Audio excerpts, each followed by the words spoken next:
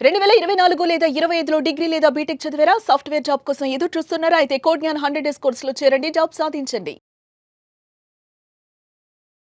Networking అసలు ఎలా చేయాలండి? ఒక స్టూడెంట్, ఒక ఇంజినీరింగ్ స్టూడెంట్ హ్మ్. బయటికొచ్చినప్పుడు హ్మ్. లేతే చదువుతున్నప్పుడే నాకేం కావాలి? నేనేం కోర్సెస్ చేయాలి? హ్మ్. నేనింకా నా స్కిల్స్‌ని ఎలా అప్‌గ్రేడ్ జేసుకోవాలనే క్వెషన్‌కి ఏంటి ఆన్సర్? ఎలా చూసుకోవాలి వాళ్ళు?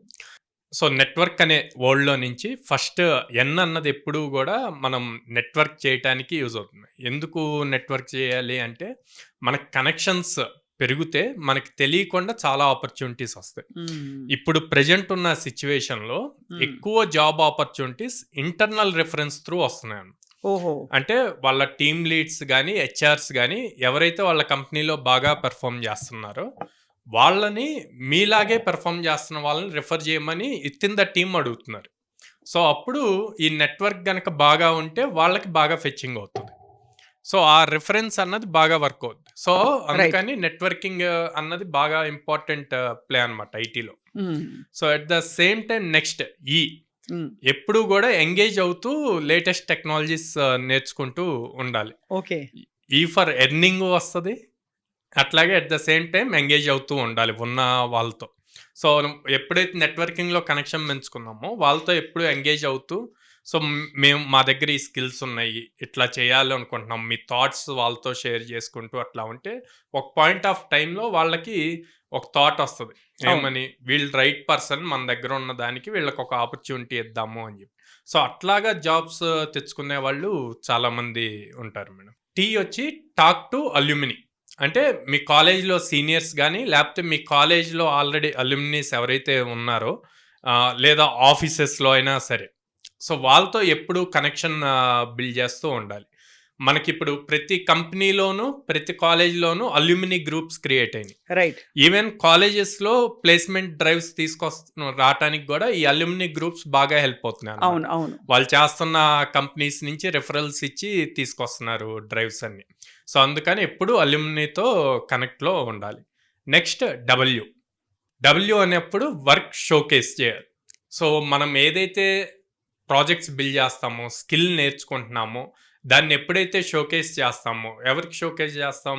మీ అల్యూమిని గ్రూప్స్‌లో గాని, లేకపోతే మీ లింక్డ్ఇన్ ప్లాట్‌ఫార్మ్స్‌లో గాని షోకేస్ చేస్తే, అది మీ నెట్వర్క్‌లో మీరెప్పుడు యాక్టివ్‌గా ఉన్నారు అని చెప్పి రిఫర్ చేస్తది. రైట్. సో, ఏ హెచ్ఆర్ అయినా సరే, లేకపోతే ఏ సీనియర్ పర్సన్ అయినా సరే, యాక్టివ్‌గా ఉన్న పర్సన్‌కి రిఫరల్ చేయాలి అని చెప్పి ఒక ఒపీనియన్‌కొస్తాడు. నేచురల్లీ కదా! యాహ్! అంటే ఖాళీగా ఉన్న వాళ్ళకంటే యాక్టివ్‌గా ఉన్న వాళ్ళని అవును. యెస్. హ్మ్.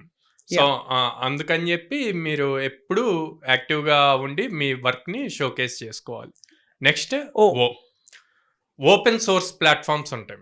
హుహు. ఈ ఓపెన్ సోర్స్ ప్లాట్‌ఫార్మ్స్‌లో జనరల్‌గా మనం సాఫ్ట్‌వేర్స్ యూజ్ చేస్తూ ఉంటాం. కొన్ని పెయిడ్ ఉంటాయి. కొన్ని ఓపెన్ సోర్స్ ఉంటాయి. ఇప్పుడు మోస్ట్ ఆఫ్ ద థింగ్స్ అంతా ఓపెన్ ఓపెన్ సోర్సే సోర్సే అన్నమాట. దొరుకుతున్నాయి. అవును. సో, ఈ ఓపెన్ సోర్స్‌లో ఎవరో ఒకళ్ళు కొంత సాఫ్ట్‌వేర్ ఆర్ కొన్ని ఫీచర్స్ బిల్డ్ చేసి గిట్‌హబ్ లాంటి ప్లాట్‌ఫార్మ్స్‌లో కోడ్ పుష్ చేస్తారు.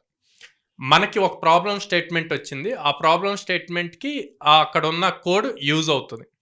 దాన్ని తీసుకొని కంప్లీట్ చేశాక దానికి ఎక్స్‌ట్రా ఫీచర్స్ మనం బిల్డ్ చేసి కాంట్రిబ్యూట్ చేస్తే ఓపెన్ సోర్స్ వాటికి మనం కూడా ఎక్స్‌ట్రా ఫీచర్స్ కాంట్రిబ్యూట్ చేస్తే అది మీ రెజ్యూమ్‌కి వెయిటేజ్ పెంచుతది. హ్మ్.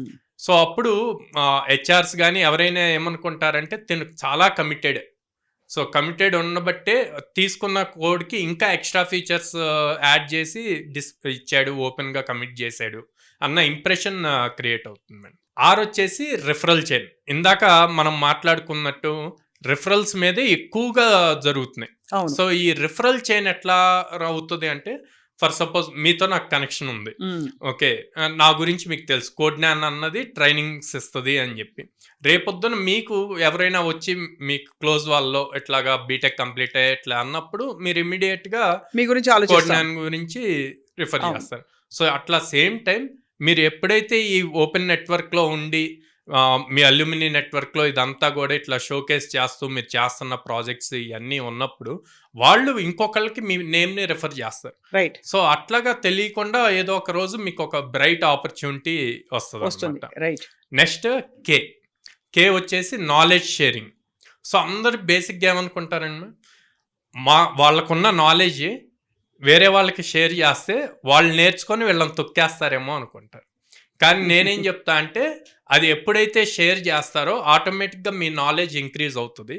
వాళ్ళు ఇంకోలాగా థింక్ చేయొచ్చు. ఆ థింక్ చేసినప్పుడు మిమ్మల్ని డౌట్స్ అడగొచ్చు. ఆ డౌట్స్ అడిగి క్లారిఫై చేసినప్పుడు మీ దగ్గర ఉన్న కాన్సెప్ట్ కూడా ఇంకా పెరుగుతూ ఉంటుంది. రైట్. సో ఇలాగా టోటల్ నెట్వర్క్ అన్నదాన్ని ప్రాపర్గా ఫాలో అయితే గనక కెరీర్లో మంచి లెవెల్కి వెళ్ళడానికి యూజ్ అవుతుంది. సో ఇలా నెట్వర్క్ అన్నది చాలా ఇంపార్టెంట్. ఇది కాలేజ్ లెవెల్ నుంచే మొదలుపెట్టి అవును. కంపెనీలో ఉద్యోగాల్లో చేరిన వాళ్ళు కూడా వాళ్ళ కంపెనీలోనే కూడా టీమ్ లీడ్స్తో వాళ్ళతో వాళ్ళ అంటే వాళ్ళు చేస్తున్న కోర్సెస్ గురించి లేటెస్ట్ వాళ్ళు ఏం ఫైండింగ్స్ ఉన్నాయో అవన్నీ కూడా పంచుకోవడం అనేది హెల్దీ అవును. Way of being for a professional. So అందరికీ యూజ్ అవుతుంది, వర్కింగ్ అది. ప్రొఫెషనల్స్కి, ఫ్రెషర్స్కి.